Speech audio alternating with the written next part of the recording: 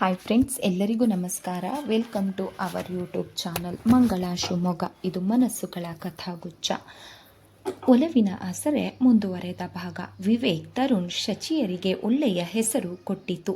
ಶಿವಾನಿ ಗಂಡು ಮಗುವಿನ ತಾಯಿಯಾದಳು. ಶಚಿಯನ್ನು ಚಿತ್ರಗಳ ನಾಯಕಿ ಪಾತ್ರಕ್ಕೆ ಕೇಳಲು ಅನೇಕ ನಿರ್ದೇಶಕರು ನಿರ್ಮಾಪಕರು ಬಂದರು.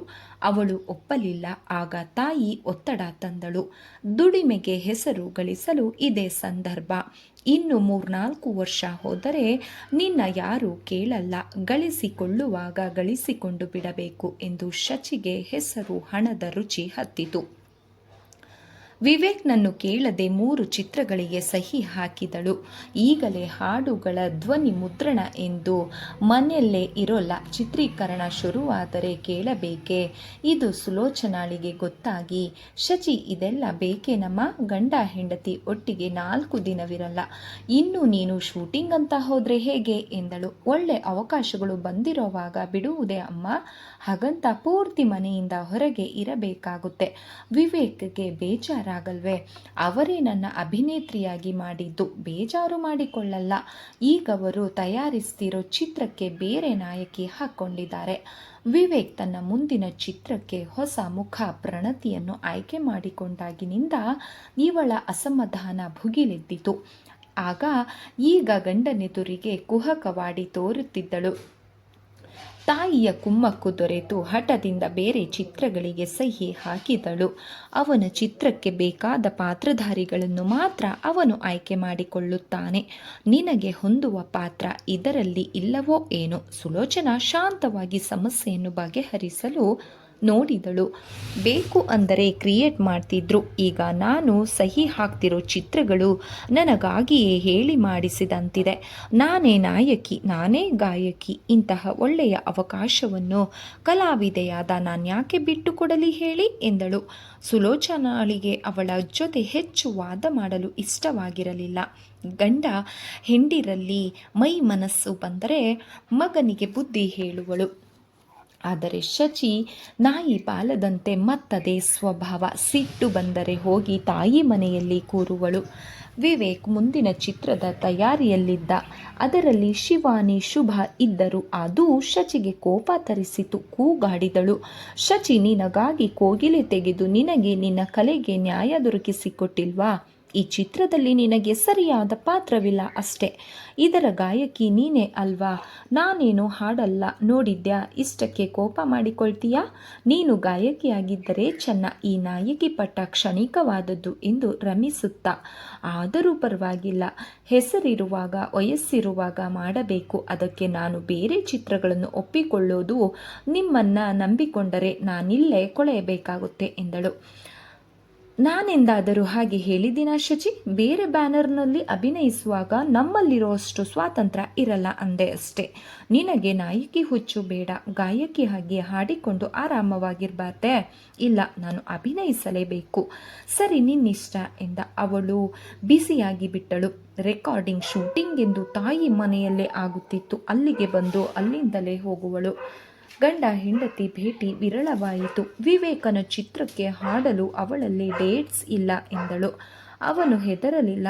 ಬೇರೆ ಗಾಯಕಿಯಿಂದ ಹಾಡಿಸಿದರು. ಇದರಿಂದ ಅವಳ ಕೋಪ ಕೆರಳಿತು. ತರುಣ್ಗೆ ಫೋನ್ ಮಾಡಿ ಜಗಳ ಮಾಡಿದರು. ಅಂತೂ ನೀನು ಬೇರೆ ಗಾಯಕಿಯಿಂದ ಹಾಡಿಸುವಂತಾದೆ ಎಂದಳು.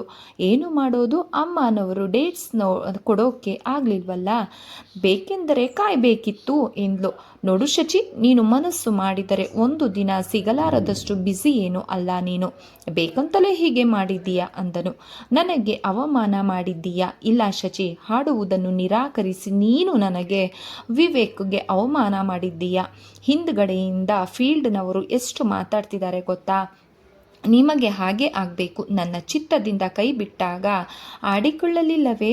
ನಿನಗೆ ತಕ್ಕ ಪಾತ್ರ ಅದರಲ್ಲಿಲ್ಲ ಅಂತ ಬಿಟ್ಟಿರಬೇಕು. ವಿವೇಕ್ ಹಾಗೆಲ್ಲ ಮಾಡುವವನಲ್ಲ. ಇಷ್ಟಾದರೂ ನೀನವನನ್ನು ಅರ್ಥ ಮಾಡಿಕೊಂಡಿಲ್ಲ. ಮತ್ತೆ ಬೇರೆ ದಾರಿ ಹಿಡಿಯುತ್ತಿದ್ದೀಯಾ ಶಚಿ? ನಿನ್ನ ಬುದ್ಧಿ ಮಾತು ನನಗೆ ಬೇಕಿಲ್ಲ. ನಾನು ಇಷ್ಟ ಬಂದ ಹಾಗೆ ನಡೆದುಕೊಳ್ಳುವವಳು ಎಂದಳು. ಹಾಗೆ ಮಾಡು, ನಿನ್ನ ತಿದ್ದಲು ಈ ಜನ್ಮದಲ್ಲಿ ಸಾಧ್ಯವಿಲ್ಲ. ಅವನು ಸಿಟ್ಟಿನಿಂದ ರಿಸೀವರನ್ನು ಇಟ್ಟ. ಇವನೊಬ್ಬ ಮಹಾಮೂರ್ಖ. ಸ್ನೇಹಿತರಿಬ್ಬರು ಮಹಾ ಬುದ್ಧಿವಂತರು ಅಂದುಕೊಂಡಿದ್ದಾರೆ. ಅವಳು ಫೋನ್ ಕುಕ್ಕಿದಳು. ವಿವೇಕ್ ಚಿತ್ರದ ಬ್ಯುಸಿಯಲ್ಲಿ ಮನೆಗೆ ಬರುತ್ತಿದ್ದ. ಹೆಂಡತಿ ಇರುತ್ತಿರಲಿಲ್ಲ. ಅವಳ ತಾಯಿಗೆ ಫೋನ್ ಮಾಡಿದರೆ ರೆಕಾರ್ಡಿಂಗ್ಗೆ ಹೋಗಿದ್ದಾಳೆ, ಶೂಟಿಂಗ್ಗೆ ಹೋಗಿದ್ದಾಳೆ, ಇವೇ ಉತ್ತರಗಳು ಬರುತ್ತಿದ್ದವು. ಅವಳು ಹಾಡಲು ಒಪ್ಪಿಕೊಳ್ಳದಿದ್ದಾಗಲೇ ಅವರಲ್ಲಿ ಬಿರುಕು ಪ್ರಾರಂಭವಾಗಿ ದಿನದಿಂದ ದಿನಕ್ಕೆ ದೊಡ್ಡದಾಗತೊಡಗಿತು. ಇವನೊಂದು ಕಡೆ ಅವಳೊಂದು ಕಡೆ ಇರ್ತಿದ್ರು. ಪ್ರಣತಿ ಸುಂದರ ಗೊಂಬೆಯಂತಹ ಹುಡುಗಿ, ಒಳ್ಳೆ ನೃತ್ಯಗಾರ್ತಿ. ದೊಡ್ಡ ಖಾಲಿ ಜಾಗದಲ್ಲಿ ನೃತ್ಯ ಗ್ರಾಮದ ಸೆಟ್ ಹಾಕಿದರು. ಅದನ್ನು ಹಾಕಲೇ 1 ತಿಂಗಳು ಹಿಡಿಯಿತು. ನೃತ್ಯಗಾತಿಯನ್ನು ಕುರಿತ ಚಿತ್ರವದು. ಸಂಗೀತಕ್ಕೂ ಒಳ್ಳೆ ಅವಕಾಶವಿತ್ತು. ಅದನ್ನು ಬೇಕೆಂದೇ ಕಳೆದುಕೊಂಡಳು ಶಚಿ. ಇವರಲ್ಲಿ ಶೂಟಿಂಗ್ ಆರಂಭಿಸಿದರೆ ಶಚಿ ಗೋವಾಕ್ಕೆ ಹೋದಳು ತಾಯಿಯೊಂದಿಗೆ.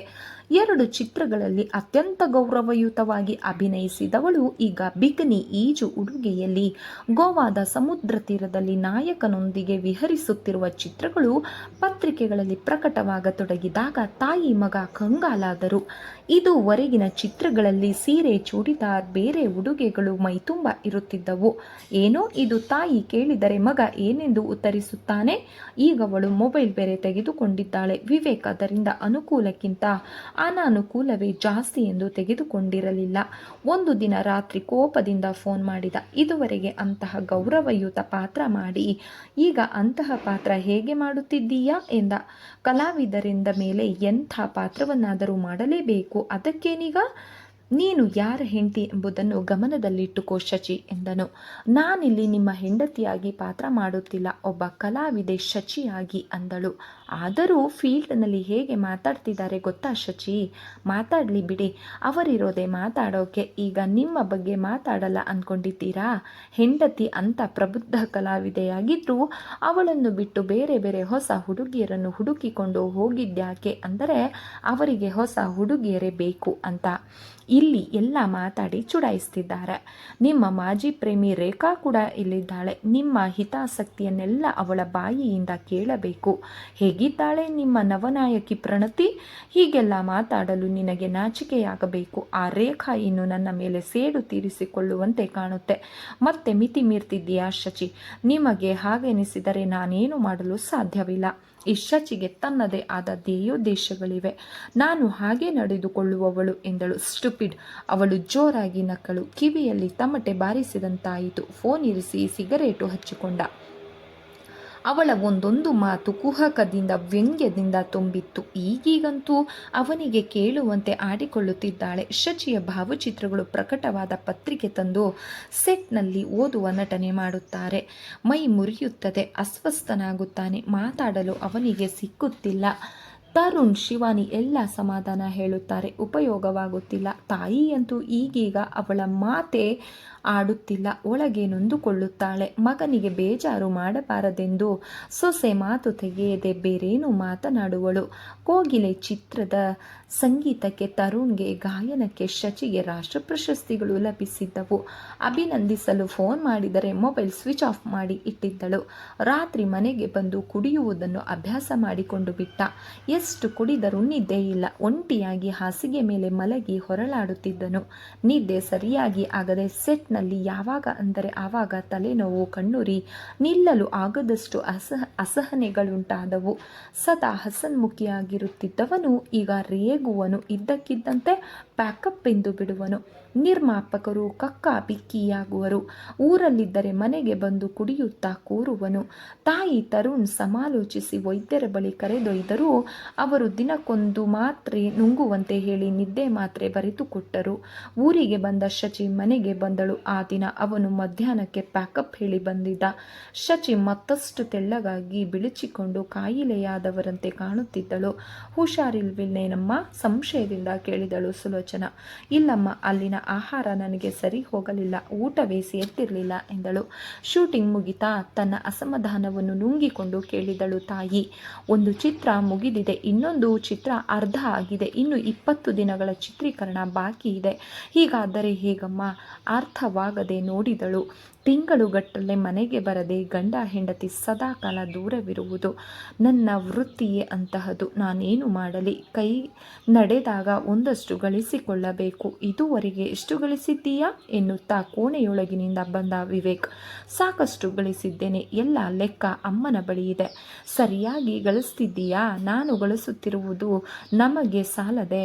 ಗಳಿಸಿ ಕೂಡಿಡೋದೆ ನಮಗೇನು ಮಕ್ಕಳು ಮರಿಯೇ? ಅವಳು ಗಾಬರಿಯಾಗಿ ಅವನ ಮುಖ ನೋಡಿದಳು. ಮತ್ತೆ ನೀನು ಅಬಾರ್ಷನ್ ಮಾಡಿಸಿಕೊಂಡಿರೋದು ನನಗೆ ಗೊತ್ತಿಲ್ವಾ? ನೀನು ಮಾಡ್ತಿರೋದು ಆಡಿಕೊಳ್ಳುವವರಿಗೆ ಹಂಗಿಸುವವರಿಗೆ ಸುಲಭ ಮಾರ್ಗವಾಗಿದೆ. ಇವತ್ತು ಬೆಳಗ್ಗೆ ಶೂಟಿಂಗ್ಗೆ ಹೋಗೋ ಮುಂಚೆಯೇ ಒಂದು ಫೋನ್ ಬಂತು. ಅದು ಯಾರದು ಗೊತ್ತಾ? ಅವಳು ಮಾತನಾಡಲಿಲ್ಲ. ನನ್ನ ಮಾಜಿ ಪ್ರೇಮಿ ರೇಖಾಳದು. ಅವಳ ಎದೆ ಧಿಸ್ ಎಂದಿತು. ಸುಲೋಚನಾ ಕುಸಿದು ಕುಳಿತಳು. ಅಬಾರ್ಷನ್ ಎಂಬ ಮಾತು ಅವಳೆದೆ ಇರಿಯಿತು. ಅವಳಿಗೆ ಆಡಿಕೊಳ್ಳೋಕೆ ನಮ್ಮಿಬ್ಬರ ದಾಂಪತ್ಯ ಒಳ್ಳೆ ವಿಚಾರವಾಗಿದೆ. ಹೇಗೆ ಹಂಗಿಸಿದಳು ಗೊತ್ತಾ? ಈ ಹೆಸರು ಹಣ ಗಳಿಸಿ ಏನು ಉಪಯೋಗ? ನೀನೇ ವೈಯಕ್ತಿಕವಾಗಿ ಸುಖವಾಗಿಲ್ಲವಲ್ಲ. ನಿನ್ನ ಹೆಂಡತಿ ಕಂಡವರೊಡನೆ ಮಜವಾಗಿರುತ್ತಾ ಗರ್ಭಿಣಿಯಾದಾಗೆಲ್ಲ ಅಬೋಷನ್ ಮಾಡಿಸಿಕೊಳ್ಳುತ್ತಾ ಕೊನೆಯವರೆಗೂ ನಾಯಕಿಯಾಗಿ ಉಳಿಯಲು ಪ್ರಯತ್ನಿಸುತ್ತಿದ್ದಾಳೆ. ಒಬ್ಬ ಖ್ಯಾತ ನಿರ್ದೇಶಕನ ಹೆಂಡತಿ ಅನ್ನೋ ಗೌರವವನ್ನು ಅವಳು ಉಳಿಸಿಕೊಂಡಿಲ್ಲ. ಸಾಧಾರಣ ಲೈಟ್ ಬಾಯ್ ಕೂಡ ಆಡಿಕೊಳ್ಳುವ ಸ್ಥಿತಿಗೆ ಬಂದಿದ್ದಾಳೆ. ಸಂಜೆಯಾಗುತ್ತಿದ್ದಂತೆ ಬಾಟಲಿ ಬೇಕವಳಿಗೆ. ಇಂತಹವನ ಹೆಂಡತಿ ಇಲ್ಲಿ ಬಂದು ಹೇಗಿದ್ದಾಳೆ ನೋಡು ಅಂತ ಇಡೀ ಯೂನಿಟ್ ಮಾತಾಡ್ತಿದೆ. ಎಲ್ಲಿದೆ ಈಗ ನಿನ್ನ ನಿರ್ದೇಶಕನ ಪಟ್ಟ ಗೌರವ ಎನ್ನುತ್ತಿದ್ದಳು. ನನ್ನನ್ನು ಎಲ್ಲರೆದುರಿಗೂ ಅವಮಾನಗೊಳಿಸಿದ್ದೆ ಅಲ್ವಾ? ಈಗ ನಿನ್ನ ಹೆಂಡತಿಯೇ ನಿನ್ನ ಮರ್ಯಾದೆಯನ್ನು ಹರಾಜು ಹಾಕ್ತಿದ್ದಾಳೆ. ಇಷ್ಟೇ ಅಲ್ಲ, ನೀನು ಸಂಪೂರ್ಣವಾಗಿ ಅಧಪತನ ಹೊಂದುವುದನ್ನು ಈ ಕಣ್ಣುಗಳಿಂದಲೇ ನೋಡ್ತೀನಿ. ಏನು ಗಳಿಸಿ ಏನು ಉಪಯೋಗ ಅಂತ ಚುಚ್ಚಿ ಚುಚ್ಚಿ ಹೇಳಿದಳು. ಈಗ್ಯಾಕೆ ಬಂದೆ? ನನ್ನ ಮನೆಗೆ ಬರೋಕೆ ಯಾಕೆ ಬಂದೆ ಅಂದರೆ, ಅವಳು ರೇಖಾಳ ಬಗ್ಗೆ ಒಳಗೆ ಹಲ್ಲು ಕಡಿಯುತ್ತಾ ಕೇಳಿದಳು. ಶೂಟಿಂಗ್ನಲ್ಲಿದ್ದಾಗ ಇವನ ವಿರುದ್ಧ ಎತ್ತಿ ಕಟ್ಟಿದವಳೆ ಅವಳು. ಒಳ್ಳೆಯ ಸ್ನೇಹಿತೆಯಂತೆ ಮಾತನಾಡುತ್ತಾ ಬೆನ್ನಲ್ಲಿ ಚೂರಿ ಇರಿಸಿದ್ದಾಳೆ. ಯಾವಾಗಲೂ ಸ್ವಲ್ಪ ಕುಡಿಯುತ್ತಿದ್ದವಳಿಗೆ ಚಟ ಬೆಳೆಸಿದವಳು ಅವಳು. ಹಾಗೆ ಕುಡಿದು ಮೈ ಮರೆತು ಮಲಗಿರುವಾಗಲೇ ನಿರ್ದೇಶಕ ದಾಳಿ ಮಾಡಿದ. ನಂತರ ತನ್ನ ಕೈಗೊಂಬೆ ಮಾಡಿಕೊಂಡ. ಅಮ್ಮ ಕೂಡ ಕುಡಿಯುವುದು ಕಲಿತು ಹಣಕ್ಕಾಗಿ ಮಗಳನ್ನೇ ಮಾರಿಬಿಟ್ಟಳು. ವಿವೇಕನ ಹೆಂಡತಿ ಎಂದು ಹೇಳಿಕೊಳ್ಳಲು ಧೈರ್ಯ ಸಾಲದಷ್ಟು ಅಧಪತನಕ್ಕೆ ಈಡಾಗಿದ್ದಳು. ಇದನ್ನೆಲ್ಲ ಆ ಸಂಚುಗಾರ್ತಿ ರೇಖಾ ಬೇಕೆಂದೇ ಮಾಡಿದ್ದಾಳೆ. ನಿನ್ನ ಮನೆ ಇದೆಯಲ್ಲ, ಹೊರಟು ಹೋಗು. ಅವನು ಕೂಗಿದ. ನಾನು ಹೋಗಲ್ಲ, ಇದೇ ನನ್ನ ಮನೆ ಎಂದಳು. ಹೋಗ್ತೀಯೋ ಇಲ್ಲವೋ? ಅವಳ ರಟ್ಟೆ ಹಿಡಿದು ಹೊರಗೆಳೆಯತೊಡಗಿದ. ಬಿಡೋ ಅವಳನ್ನ ಎಂದು ಮಧ್ಯೆ ಬಂದ ಸುಲೋಚನಾ ಹಾಗೆ ಕುಸಿದು ಕುಳಿತು ಎರಡೂ ಕೈಯಿಂದ ಎದೆ ಒತ್ತಿ ಹಿಡಿದುಕೊಂಡು ಅಯ್ಯೋ ಅಂದಳು. ಅದುವರೆಗೂ ಒಳಗೆ ಇದ್ದ ಶುಭ ಓಡಿ ಬಂದು ಅವಳನ್ನು ಎತ್ತಿ ಹಿಡಿದಳು. ಅಣ್ಣ ಬೇಗ ಬಾ, ಅಮ್ಮನಿಗೆ ಏನೋ ಆಗಿದೆ ಎಂದಳು. ವಿವೇಕ್ ಓಡಿ ಬಂದ. ಏನಾಗ್ತಿದೆ ಅಮ್ಮ ಎಂದ. ತನ್ನ ತೋಳಿಗೆ ಒರಗಿಸಿಕೊಂಡು ಎದೆ ನೋಯ್ತಿದೆ ಅಷ್ಟೇ ಹೇಳಲು ಸಾಧ್ಯವಾಗಿದ್ದು ಆಕೆಗೆ. ತಕ್ಷಣ ಶುಭಳ ಸಹಾಯದಿಂದ ಕಾರಿಗೆ ಕರೆದೊಯ್ದು ಕೂರಿಸಿಕೊಂಡು, ಶುಭ ನೀನು ತರುಣ್ಗೆ ಫೋನ್ ಮಾಡು, ನಾನು ಆಸ್ಪತ್ರೆಗೆ ಕರೆದೊಯ್ತೀನಿ ಎಂದ. ನಾನು ಬರ್ತೀನಣ್ಣ, ಅಲ್ಲಿಂದಲೇ ಫೋನ್ ಮಾಡೋಣ ಎಂದು ಶುಭ ಮಗುವನ್ನು ಕೆಲಸದವಳ ಕೈಗೆ ಕೊಟ್ಟು ಕಾರು ಹತ್ತಿದಳು. ಆಸ್ಪತ್ರೆಗೆ ಬರುವುದರಲ್ಲಿ ಸುಲೋಚನಾ ವಿಪರೀತ ಬೆವರುತ್ತಿದ್ದಳು. ಎಚ್ಚರ ತಪ್ಪಿತು. ತಕ್ಷಣ ಅಡ್ಮಿಟ್ ಮಾಡಿಕೊಂಡರು. ಹಾರ್ಟ್ ಸ್ಪೆಷಲಿಸ್ಟ್ ಬಂದು ನೋಡಿದರು. ತಕ್ಷಣ ಇಂಟೆನ್ಸಿವ್ ಕೇರ್ನಲ್ಲಿಟ್ಟರು. ತರುಣ್ ಶಿವಾನಿ ಬಂದರು. ವಿವೇಕ್ಗೆ ಕೈ ಕಾಲೇ ಆಡದಂತಾಗಿ ಗಾಬರಿಯಾಗಿ ಹೆದರಿದ. ಶಿಶುವಿನಂತಾಗಿದ್ದ ತರುಣ್ ಅವನ ಕೈ ಹಿಡಿದು ಸುಮ್ಮನೆ ಕೂರಿಸಿದ್ದ. ತೀವ್ರ ಹೃದಯಾಘಾತವಾಗಿದೆ ಇವರಿಗೆ. ತರುಣ್ಣನ್ನು ಕರೆದು ಆಕೆ ಬದುಕುವುದು ಕಷ್ಟ ಎಂದು ಹೇಳಿದರು. ಮಂದಾರ ರವೀಂದ್ರರಿಗೆ ಫೋನ್ ಹೋದವು. ತಂಗಿಯನ್ನು ನೋಡಿಯೂ ಸುಮ್ಮನೆ ಕುಳಿತಿದ್ದ ವಿವೇಕ್ ಅವಳು ಪಕ್ಕದಲ್ಲಿ ಕುಳಿತು ಏನಾದರೂ ಮಾತಾಡು ಅಣ್ಣ ಎಂದಳು. ಅಮ್ಮ ತಂಗಿಯ ಭುಜದ ಮೇಲೆ ತಲೆ ಇರಿಸಿ ಮಗುವಿನಂತೆ ಬಿಕ್ಕಿದ. ಅವನ ಏಕೈಕ ಆಸರೆ ತಾಯಿ. ಅಮ್ಮನಿಗೆ ಏನೂ ಆಗಲ್ಲ ಅಣ್ಣ. ಅವನ ತಲೆ ಸವರಿದಳು. ದುಃಖವಾದರೂ ಅವಳು ತಡೆದುಕೊಳ್ಳುತ್ತಿದ್ದಾಳೆ. ಸದಾ ತಾಯಿ ಹತ್ತಿರವಿದ್ದವನು ಅವನು. ಅದನ್ನೆಲ್ಲ ಕಷ್ಟ ಸುಖಗಳನ್ನು ಹಂಚಿಕೊಳ್ಳುತ್ತಿದ್ದವಳು. ದುಃಖವಾದಾಗ ಸಂತೈಸುತ್ತಿದ್ದವಳು ಅವಳೇ. ನನಗೆ ಈ ಜಗತ್ತಿನಲ್ಲಿ ಯಾರೂ ಬೇಡ, ಅಮ್ಮ ಒಬ್ಬಳು ಸಾಕು. ಅವಳಿಲ್ಲದೆ ನಾನು ಬದುಕಲಾರೆ. ನನಗೆ ಅಮ್ಮ ಬೇಕು ಮಂದ ಸಮಾಧಾನ ಮಾಡಿಕೊ ಅಣ್ಣ, ನೋಡೋಣ. ಅಮ್ಮನಿಲ್ಲದ ನನ್ನ ಬದುಕನ್ನು ನಾನು ಊಹಿಸಿಕೊಳ್ಳಲಾರೆ ಮಂದ. ಅವಳೊಬ್ಬಳ ಆಸರೆ ಶಕ್ತಿಯಿಂದ ನಾನು ಬದುಕಿರೋದು. ಅಪ್ಪ ಮನೆಯಿಂದ ಹೊರ ಹಾಕಿದಾಗ ಅವಳ ಪ್ರೀತಿ ವಾತ್ಸಲ್ಯಗಳ ಸ್ಫೂರ್ತಿ ನನ್ನ ನಡೆಸಿತು. ಅನಂತರವೂ ನನ್ನ ಪ್ರತಿ ಹೆಜ್ಜೆಯನ್ನು ಗಮನಿಸಿ ಸಲಹೆ ನೀಡಿದಳು. ಜೀವನದಲ್ಲಿ ಸೋಲುತ್ತಿರುವಾಗ ಅವಳ ವಾತ್ಸಲ್ಯವೊಂದೇ ಆಸರೆಯಾಗಿತ್ತು. ವಿವೇಕ್ ತುಂಬ ದುಃಖಿತನಾಗಿದ್ದ. ವೈದ್ಯರು ಹೇಳದಿದ್ದರೂ ತಾಯಿ ಬದುಕುವುದಿಲ್ಲವೆಂದು ಅವನಿಗೆ ಗೊತ್ತಾಗಿ ಹೋಗಿತ್ತು. ಬಾಗಿಲಲ್ಲಿ ನಿಂತು ಗಾಜಿನ ಮೂಲಕ ಮಲಗಿದ್ದ ತಾಯಿಯನ್ನೇ ನೋಡುತ್ತಾ ನಿಂತಿದ್ದ. ಯಾರು ಹೇಳಿದರೂ ಅಲ್ಲಿಂದ ಅಲ್ಲಾಡಲಿಲ್ಲ. ಲೀಲಾ, ಶಚಿ ಬಂದಾಗ ಮಾತ್ರ ತಡೆಯಲಾಗದ ಕೋಪ ಬಂದಿತ್ತು. ಇನ್ನು ಯಾರನ್ನು ಬಲಿ ತಗೋಬೇಕು ಅಂತ ಬಂದಿದ್ದೀರಿ? ತಾಯಿ ಮಗಳು ಎಂದು ರೇಗಿದ. ತಾಯಿಯನ್ನು ನೋಡಲು ಅವರನ್ನು ಬಿಡಲಿಲ್ಲ. ನಮ್ಮಮ್ಮ ಅಲ್ಲ, ನಾನು ಸತ್ತರೂ ನೀವು ಬರಕೂಡದು, ಹೊರಡಿ ಇಲ್ಲಿಂದ. ಬೇಕಾದಂತೆ ಹಣ ಹೆಸರು ಗಳಿಸಿಕೊಂಡು ಸುಖವಾಗಿರಿ, ನಮ್ಮ ತಂಟೆಗೆ ಬರಬೇಡಿ. ತರುಣ್ ಅವನನ್ನು ಸಮಾಧಾನ ಮಾಡಲು ಪ್ರಯತ್ನಿಸಿ ಸೋತ. ತಾಯಿ ಮಗಳು ಬಂದ ದಾರಿಗೆ ಸುಂಕವಿಲ್ಲ ಎಂಬಂತೆ ಹೊರಟು ಹೋದರು. ಮಾರನೆಯ ದಿನ ಬೆಳಗ್ಗೆ ಸುಲೋಚನಾ ಕಣ್ಣು ತೆರೆದಳು. ವೈದ್ಯರು ಅವಳನ್ನು ನೋಡಲು ಎಲ್ಲರನ್ನೂ ಒಳಬಿಟ್ಟರು. ಆಕೆ ಒಮ್ಮೆ ಎಲ್ಲರನ್ನೂ ನೋಡಿದಳು. ಕೈ ಚಾಚಿ ಮಗನ ಕೈ ಹಿಡಿದುಕೊಂಡು ಏನೋ ಹೇಳಲು ಪ್ರಯತ್ನಿಸಿದವಳು ಆಗಲೇ ಇಲ್ಲ.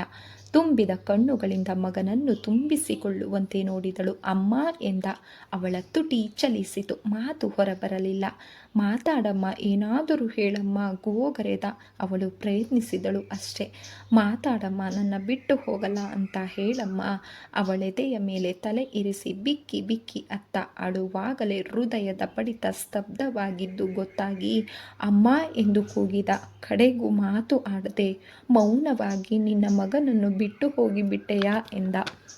ಅಲ್ಲಿಗೆ ಅವನ ಅಳು ನಿಂತಿತು. ಮುಂದಿನದೆಲ್ಲ ಯಾಂತ್ರಿಕವಾಗಿ ನಡೆಯಿತು. ಶರೀರವನ್ನು ಮನೆಗೆ ತಂದರು. ವಿಷಯ ತಿಳಿಯುತ್ತಿದ್ದಂತೆ ಚಿತ್ರೋದ್ಯಮ ಹಿರಿಯರೆಲ್ಲ ಬಂದು ಗೌರವ ಅರ್ಪಿಸಿ ಹೋದರು. ವಿವೇಕ್ ಒಂದೆಡೆ ಗಂಭೀರವಾಗಿ ಕುಳಿತಿದ್ದ. ಯಾರು ಬಂದು ಏನು ಹೇಳಿದರೋ ಮೌನವಾಗೇ ಇದ್ದ. ಸಂಜೆ ದಹನ ಕ್ರಿಯೆ ಮುಗಿಸಿಕೊಂಡು ಒಳಗಡೆ ಇಡುವಾಗ ಈ ಮನೆಯಲ್ಲಿ ನನ್ನ ತಾಯಿ ಇಲ್ಲ ಎಂದುಕೊಂಡಾಗ ಇಡೀ ಪರಿಸರ ಗಿರ್ರನೆ ತಿರುಗಿದಂತಾಯಿತು. ತರುಣ್, ಶಿವಾನಿ ಎಲ್ಲ ಮನೆಯಲ್ಲೇ ಇದ್ದಾರೆ. ವಿವೇಕ್ ಬಾಟಲಿ ತೆಗೆದುಕೊಂಡು ಕುಳಿತ. ಕುಡಿದರಾದರೂ ಸಮಾಧಾನವಾಗಿರುತ್ತಾನೋ ಎಂದುಕೊಂಡು ತರುಣ್ ಏನೂ ಹೇಳಲಿಲ್ಲ. ಕುಡಿಯುವುದರೊಂದಿಗೆ ಅವನ ಬಳಿ ಇದ್ದ ನಿದ್ದೆ ಮಾತ್ರೆಗಳನ್ನು ನುಂಗಿದ. ತರುಣ್ ಆ ಕಡೆ ಹೋದಾಗ ಒಂದು ಚೀಟಿ ಗೀಚಿ ತಲೆ ದಿಂಬಿನ ಅಡಿ ಇಟ್ಟ. ಬಾಗಿಲು ಕಿಟಕಿಗಳೆಲ್ಲ ತೆರೆದಿದ್ದವು. ಹಾಯಾಗಿ ಮಲಗಿ ಕಿಟಕಿಯಿಂದ ಇಣುಕುತ್ತಿದ್ದ ಚಂದ್ರನನ್ನು ನೋಡಿ ಅವನು ನಕ್ಕ. ಸ್ನೇಹಿತ ಮಲಗಿದ್ದಾನೆಂದು ತರುಣ್ ಬಾಗಿಲು ಮುಂದೆ ಮಾಡಿಕೊಂಡು ಬಂದ. ಸ್ವಲ್ಪ ಹೊತ್ತಿಗೆ ನಿಧಾನವಾಗಿ ಗಾಢ ನಿದ್ದೆಗೆ ಇಳಿಯತೊಡಗಿದ. ಎಲ್ಲವನ್ನು ಗಮನಿಸುತ್ತಲೇ ಇದ್ದ ಚಂದ್ರಮ ಇನ್ನು ನೋಡಲಾರೆ ಎಂದು ದೂರ ಸರಿಯುತ್ತಾ ಬಿಕ್ಕಿದ. ಆ ಚಂದ್ರಮನ ಮೌನದ ಬಿಕ್ಕುವ ದುಃಖ ಯಾರಿಗೂ ಕೇಳದಂತೆ ನಿಶೆಯ ಗಾಢ ಮೌನದಲ್ಲಿ ಕರಗಿ ಹೋಯಿತು. ಸ್ನೇಹಿತರೆ, ಈ ಒಂದು ಕಾದಂಬರಿ ತಮಗೆ ಇಷ್ಟ ಆದರೆ ದಯವಿಟ್ಟು ಲೈಕ್ ಮಾಡಿ, ಸಬ್ಸ್ಕ್ರೈಬ್ ಮಾಡಿ, ಸಪೋರ್ಟ್ ಮಾಡಿ. ನಮ್ಮೆಲ್ಲರ ಜೀವನದಲ್ಲಿ ಅಮ್ಮ ಎಂಬ ಪಾತ್ರ ಅತ್ಯಂತ ಪ್ರಮುಖವಾದದ್ದು. ಯಾವುದೇ ಒಂದು ಸಂಬಂಧವನ್ನು ದೂರ ಮಾಡಿಕೊಳ್ಳುವ ಮುನ್ನ ಉಳಿಸಿಕೊಳ್ಳೋಣ. ನಮಸ್ಕಾರ.